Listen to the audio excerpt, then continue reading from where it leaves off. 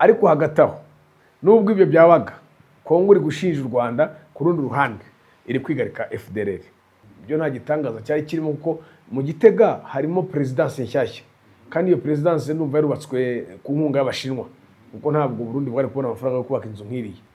Kandi ikindi kigaragaramo mu by'ukuri leta nayo yatereranye abaturage.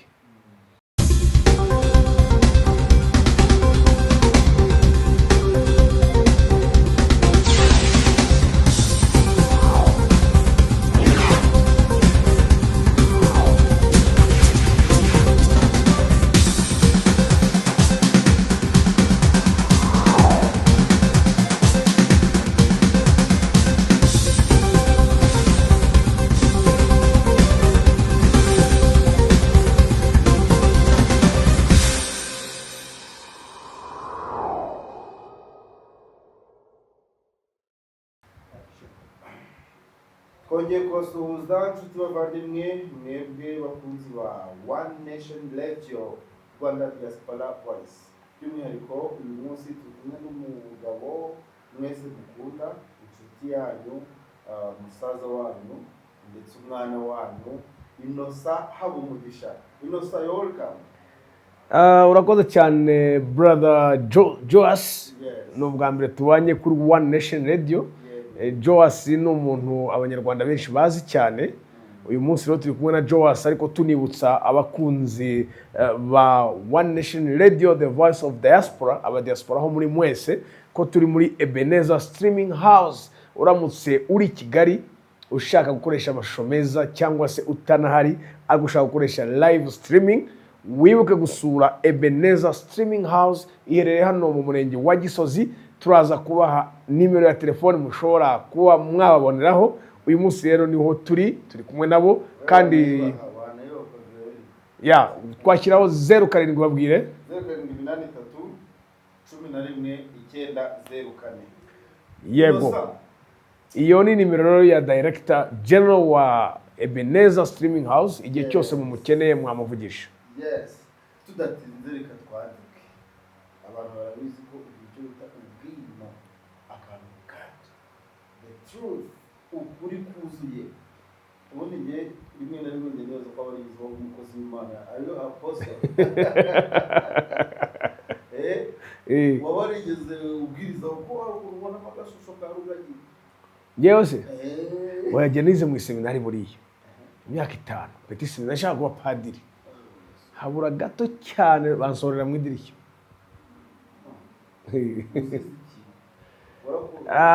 Iyo nkuru tuzayishyira kuri baje nuko rero. Yes, Ababiligi basubijwe mu majwi ko aribo bahagurutsa drone zica abantu muri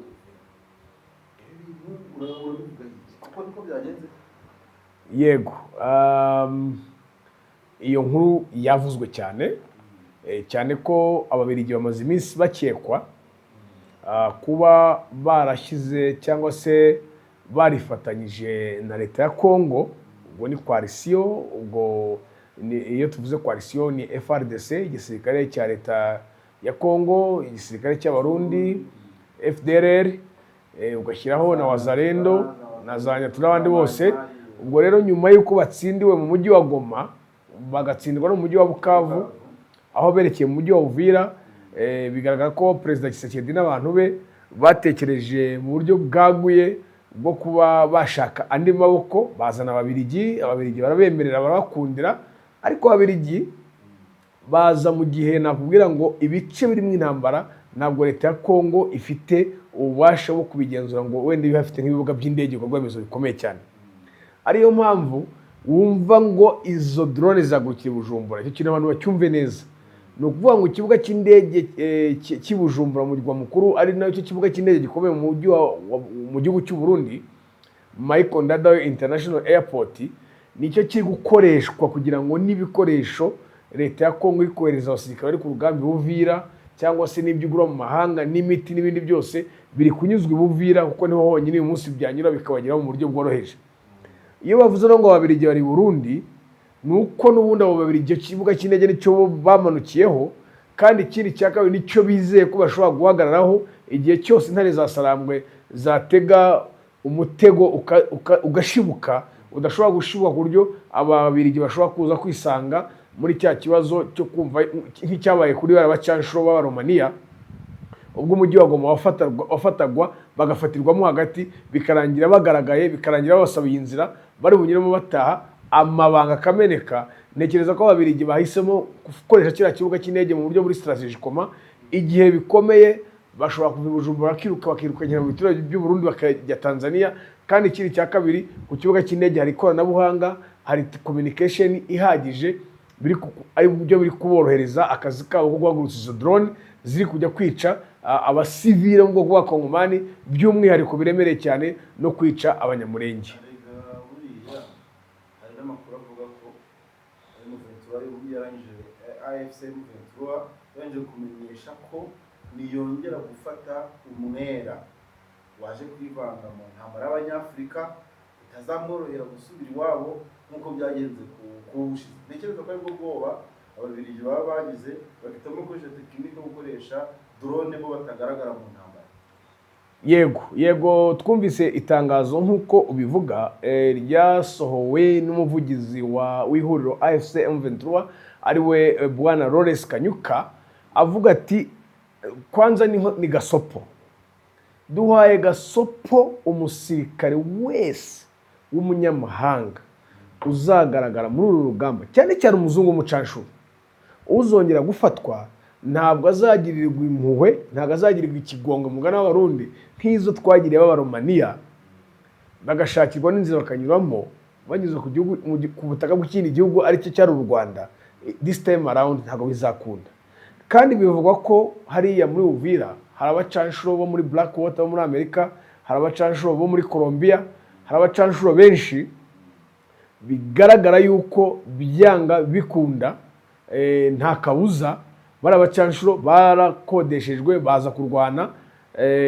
Bigaragara ko nta kabuza nko nari mbikubwiye ko leta ya Tshisekedi iri gushyira ingufu cyane mu kurindura umujyi wa Uvira, kuko umujyi wa Uvira ufite akamaro gakomeye cyane buriya. Abakunzi ba One Nation mu byumve neza, ufite akamaro gakomeye kubera yuko niho hashobora korohereza leta ya Congo FARDC kongera gukora riyogo yo kongera kuba bajya kurwana za Kamanyola na za Bukavu baturutse hariya mu buryo buboroheye cyane. Niyo mpamvu rero bumva bakomeza kuzanamo abacanshuro, izo FDLR, abo babirigi n'abandi kugira ngo barwane ku mujyi. Abo bacanshuro bari aho ngaho muri Colombia w'Abarundi, kuko ni Abarundi bari mu gikari, bari mu gikari cyane. Yego, so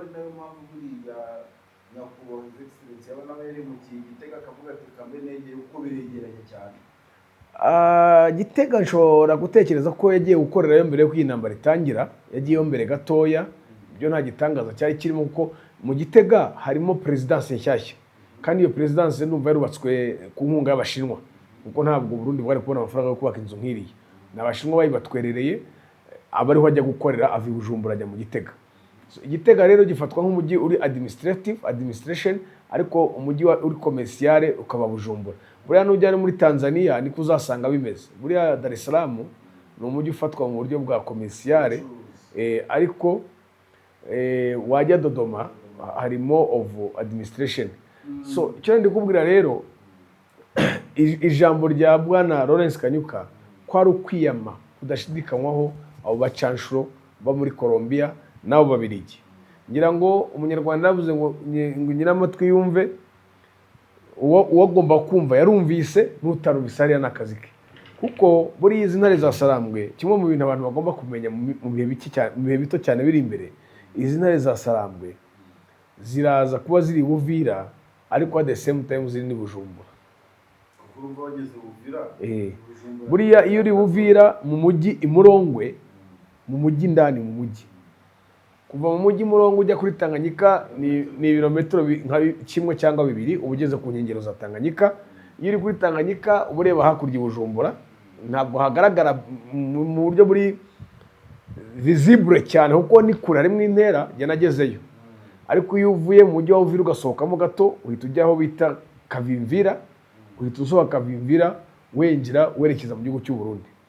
Rero icyo ngiye kuvuga, intare za Sarambwe kuba zarara mu mujyi wa Uvira ni ibibazo bikomeye cyane kuri leta ya Gitega, kuri leta ya Ndayishimiye Evariste, kuko Evariste nta banga ririmo, ni umuntu wijanditse muri iyi ntambara ya Kongo, kandi nakubwira ngo ni umuntu utaragiriye impuhwe M23 AFC nk'abantu barwanya uburenganzira bwabo, yaje aje kubarwanya, hari abo yafunze, yafashe amateka, hari abapfuye n'ibindi n'ibindi. Ibyo bintu byose rero ntabwo ntekereza ko leta cyangwa se ihuriro rya AFC M23 bazabyihanganira, ahubwo ikizabaho ni iki? Ikizabaho ni uko umunsi bahugutse ibi bintu bazabimaza.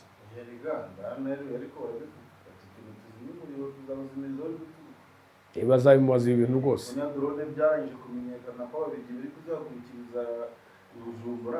Icyo nacyo ni ikindi kibazo. Bagomba kuzihagarika byanga bikunda. Reka duse nk'abanzika twibaza. Muri Kongo ntekereza ko ni kimwe mu bihugu bifite imitwe myinshi ya gisirikare, hanyuma hejuru y'iyo mitwe n'abaturage babo bakaba ari abantu bakora ibintu bimeze nk'intambara, kwigaragambya, gutera urusaku, mu kanya nibwo nagiye kubona ngo stade barayishinga. Ibi bintu urabivuga iki? Yego, biriya byo ntabwo twabihuza na politike, kubera yuko nimba wabirebye neza ni abakinnyi harya babita ngo Leopold, ikipe y'igihugu ya Kongo yari irimo ikina ishaka itike kujya mu gikombe cy'isi. Mu by'ukuri ikigaragara cyo nuko wenda abakongomani bihurira n'ibibazo by'intambara, ariko muri rusange bakunda umupira wa ruhago, bakunda ruhago cyane. Ubona ko bafite n'abakinnyi benshi ku mugabane w'Uburayi bakina mu bihugu bitandukanye, cyane cyane mu Bubiligi no mu Bufaransa. Rero babuze itike, batsinzwe, barigumura, basenya ibikorwa remezo byabo. Ni stade, ubwo ni ikintu kibabaje, si ubwa mbere bibaye ku isi. Ntabwo iyo basenye stade gusa byagaragara ko bari kuburanira, bari gushaka amahoro bikurikije imikino. Bagiye gusabura n'abaturage, bangiza n'amamodoka y'abaturage. Yego, urumva ntabwo gusabura muri Kongo ntibyabura. Ni ibintu biba bibabaje nyine kuba basahuye, ariko ntukarenzaho ko basenye n'ibikorwa remezo byabo. Mperutse kubona amambere mu gihugu cya Zambia, ngira ngo naho hashize nk'amezi nkangahe, ikipe ya Nkana Football Club yari irimo ikina nayo iratsindwa kuri Levis Mwanawasa Stadium. Nabo basenye stade, basenye intebe kuriya, ariko noneho ishyirahamwe rishinzwe umupira ryaho FAZ ritegeka iyo kipe ngo izo ntebe baraziguza bazisubizamo. Nizere ko ni Kinshasa bari kubaza kubigenza, bagategeka. Ubwo ni ishyirahamwe ry'amaguru muri Kinshasa, baryitwa Ferwa Kongo cyangwa simbiza, ariko feko ubwo wenda bakadushaka. Kongo yongeye gutunga urutoki u Rwanda muri Yego, nakibonye n'ikiganiro kirambuye cyane ubwo Kongo yatungaga agatoki u Rwanda yagiriza kugira uruhare rukomeye muri jenoside ikorerwa muri Kongo. Ni ibintu bibiri byajyanye, actually ni ibiganiro navuga byakorewe hamwe ubwo inama yari iri kuba. Nanone Kongo yongera kwihekana na FDLR yabigaramye, ubwo ndagira ngo tuze kubihuza. Kongo yatunze agatoki u Rwanda nk'ibisanzwe, si ubwa mbere itunze agatoki, ariko nakubwira ngo buriya u Rwanda rufite ibifaru pe. Nabonye umuyobozi, umuntu uhagarariye igihugu cyacu, umuntu uduhagarariye nk'abanyarwanda, ambasada bakuramutsa, ni umudamu, sizi ngo afite imyaka ingahe, ariko genziranye na papa we. Na papa we yari ambasaderi buriya, witwa Manzi Bakuramutsa, ambasada muzehe, aba active cyane kuri social media, kuri za X. Yasubije, baramubwira ati ibyo bintu bivuganira hanze, aravuga ati simbyemera, tugomba kuva iki kibazo gikemutse. U Rwanda rufite abantu baruhagarariye neza cyane ku ruhando mpuzamahanga. Nyakubahwa ambasaderi, ibintu yakoze rwose umunyarwanda wese agomba kuba proud. Ariko hagati aho, nubwo ibyo byabaga, Kongo iri gushinja u Rwanda, ku rundi ruhande iri kwigarika FDLR. Ariko se nubwo tugiye kubigarukamo, twabivuze inshuro nyinshi, ubundi mu by'ukuri muri realite Kongo izigarama FDLR inshuro zingahe? Twabonye General Gakwerere, sigaye agiye ntigira none bo kubivuga. Twabonye atayambaye imyenda ya Kongo n'abamurinze. Twabonye abandi bantu benshi bagiye bataha ku bushake bwabo, abatashye kubwo babafatiwe ku rugamba. ibyo bagiye basobanura. Twabonye General Omega uruhare rwe akorana na Peter Kirumwami, ibyo bintu byose ni ibintu byagiye biba mu ruhame. Nta munsi n'umwe nakubwira ngo abantu barabyanze cyangwa iki, ahubwo Kongo ikagumya kubyihakana, bigaragaza ko amasezerano yasinywe hagati y'u Rwanda na Kongo imbere ya Perezida Trump, u Rwanda ruhagarariwe na nyakubahwa Ambasaderi Nduhungirehe Olivier, ndetse Kongo ihagarariye na minisita wayo nawe w'ububanyi n'amahanga Kayikwamba Thérèse, ari amasezerano bwana Josias bizagorana ko azajya muri realite, kubera yuko urabona ko deja bimwe mu biri mu masezerano batangiye kubyigarika ku ruhando mpuzamahanga. Bivuze ngo ibyo bavunikiye bajya hariya, umwanya bamaze bategura amadokima y'ibyo bagomba gusinya, umwanya bamaze basobanura one to one, ntabwo leta ya Kongo yari yabicara hasi ngo bihe agaciro. Ikigaragara cyo ntabwo yari yanyurwa kuba yakwihakana FDLR, kandi izi neza ko ihari. FDLR iri muri Wazalendo, FDLR iri muri FARDC, FDLR muri leta ya Kongo, FDLR Buvira, FDLR mu kibira. FDLR yazanye ideology y'urwango, iyigisha Wazalendo, nibyo Wazalendo iri gukorera abanyamurenge uyu munsi. Ni ibintu bigaragara. Sintekereza rero ko ibyo bari gutekereza ko bazakora bazabigeraho hatabayemo kwisubiraho kwa leta ya Kongo.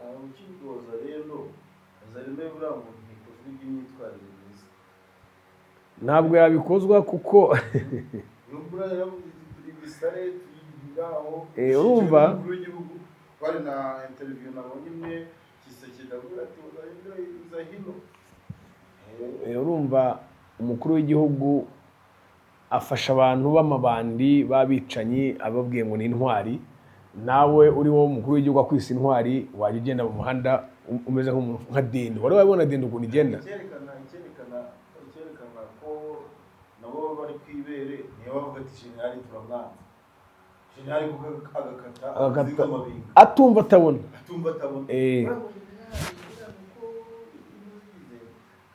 General burya ngo FDLR yatsinze muri Kongo, FDLR ikorera Burundi igakorera na Kongo, urumva.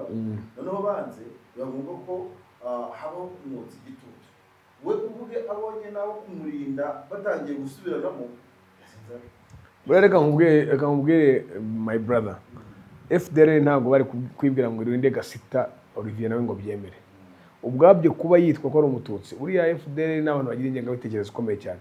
Witwa ko ari umututsi w'umunyamurenge w'ubwoko bw'Abakongomani n'ubwoko bw'Abatutsi, nta nijoro rimwe bari kumunda bari kurara bamwisha. Icyo ni kimwe umuntu agomba kuvuga cy'ukuri. Ariko noneho hari icyo nagiye kubwira kuri Wazalendo buriya Perezida Kisekedi mu bintu azicuza mu buzima buzaza ejo cyangwa ejo bundi, azicuza ko yafashe Wazalendo icyambere cyo akayiha ububasha idakwiriye, kuko ni amabandi, ni amasarigoma n'ibintu by'ibirara bagiye batoragura mu muhanda muri za rigore aho birara za Goma na za Bukavu n'ahandi, bakabiha imbunda. Noneho urumva icyo wari ukumajeho ntikozwe ibyo kwitwara neza. Ntabwo wafata umuntu w'ibanda wakuriye mu muhanda wirirwa winywera urumogi, umuntu wirirwa yiba, ngo uvuge ngo ugiye kumukuramo umuntu. Ntibishoboka. Ntabwo ushobora gufata ibuye ngo rikubite urikuremo amazi. Ariko ngo kuba FDLR izagarutsweho muri Kongo muri Kazigarama babivuzeho Ababiligi, bagakomeza gusubizwa mu majwi ko ari bari barutsa drone zijya gutera no kwica abaturage muri Uvira. Abakongomani basenye stade, Kongo igatunga urutoki mu Rwanda mu nama. Ibi byose twagiye tuvugaho, hari ipfundo ryabyo ryitwa ngo ibi bibazo biri muri Kongo birarangizwa n'intambara cyangwa ibiganiro, kuko byatangiye bya biganiro byabereye Qatar, bya biganiro by'Abanyamerika, noneho bakabyemera bombi. Kuko abantu hari igihe iyo bahanganye ukabicazanya ukabaganiriza batangira kumva bakavuga ati okay ntacyo, bigeze aho nyuma Kongo bitangiye kuvuga iti turabyanze. Ariko Kongo ishaka intambara yo ntishaka ibiganiro. Ndagira ngo ubaze nk'umuntu w'umusesenguzi twemera Innocent, urabona ari iki kiri gutera akanyabugabo Kongo kwanga ibiganiro kugira intambara irangire, ahubwo ikabishaka intambara? Ni iki yizeye amaboko yandi? urakoze cyane. Ibintu bya Kongo biragoye kuba umuntu yahita akubita akarasa ku ntego uko mbibona. Natanga option eshatu. Option ya mbere ni uko perezida Tshisekedi ashobora kuba ari kuvuga ati uko biri kose manda yanjye ya kabiri irenda kurangira, sigaje imyaka numva sigaje 3 cyangwa 3 n'amezi. Ibyo itegeko nshinga nyine byarapfurumbiye manda irangiye ntiyakongera kwiyamamaza. Naho nari ngiye kujya. Urumva ashobora kuvuga ati manda yanjye igiye kurangira kandi sinzongera kwiyamamaza, ariko igihe irangiye hakirimo intambara ashobora kuzahita ashyiraho inzubacyuho akayobora mu nzubacyuho. Cyo ni kimwe. Ashobora no kubireka bakisarana nka kuriya manda zizarangira akazinga utwe akajya ku ruhande umuzunguye akarusanga mu bira bibazo. Akajya ku ruhande akigira muri mu buzima busanzwe, akigira mu mubiri cyane handi. Ibyo byo ntabwo azabicika, biriya byo ntabwo yabicika, ariko urumva kubera ko igihugu gifite akavuyo nibiramuka binabaye ibyo ngibyo azaba ari hanze y'ibirenge nko mu Bubiligi, kandi yarajyanye amafaranga ye menshi mu Bubiligi. Ntabwo Bubiligi uzayafata ngo umufunge, bizaguma nyine mu kumvikana kugeza igihe apfiriye. Icyo ni kimwe ashobora kuvuga ati icyarangiza iyi ntambara ni uguhindura iyi leta iriho. Iya leta ya Kinshasa ikavaho, kuko yenda ishobora kuba ikunzwe yego cyangwa iki, ariko ikavaho hakajyaho amaraso mashyashya kugira ngo bariya abantu bo muri FARDC nako bo muri M23 na FC batuze, kuko icyo badashaka ntabwo ko badashaka bakobana, ntabwo ko badashaka igihugu, ntabwo bashaka leta. Kandi ikindi kigaragaramo mu by'ukuri leta nayo yatereranye abaturage, kuko izi ntambara zose ziri kuba hari abaturage babuze ubuzima, hari abahaburiye imitungo, ababuze inka n'ibindi byose. Mbega iyi ntambara yakenesheje igihugu.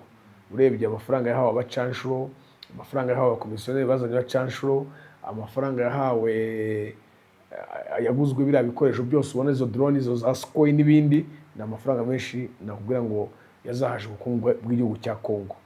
Rero kugira ngo habeho umutuzo cyangwa se stabilité, hagomba kuza amaraso mashyashya, kandi nayo akaza yiteguye gukora impinduka zitandukanye kandi zikomeye, harimo impinduka yo kubaka igisirikare gikomeye kizabasha guhangana n'imitwe 150 iri kuri uriya butaka bakawusenya burundu. Hamwe umuntu azajya avuga ati ngiye gutembera muri Kongo, ngiye muri Ituri, ntacyo wikanga. Ibyo bintu ntabwo bizatwara umunsi umwe cyangwa ijoro rimwe, ni ibintu bizatwara igihe kirekire, maybe nk'imyaka 5, 10, 15 gutyo. Warabonye nano mu Rwanda iwacu nyuma y'urugamba rwo guhagarika jenoside yakorewe Abatutsi no guhagarika no urugamba rwo kubohora igihugu, nyuma yo hagiye hazamo intambara z'abacengezi. Ngira ngo n'uyu munsi tugifite ingaruka za FDLR, ubona ko tukirwana nabyo na nyuma y'imyaka 30. Birasaba rero yuko leta ya Kongo nayo iziha igihe ntarengwa ko bati nyuma y'imyaka 50 tuzaba tumaze kurwanya imitwe y'iterabwoba yose ishizemo, twubatse igihugu naho twifuza. Reka tugane ku musozo, nongere nibutse abakunzi ba One Nation Radio Rwanda Diaspora Voice ko ahangaha ari amakuru yizewe honyine.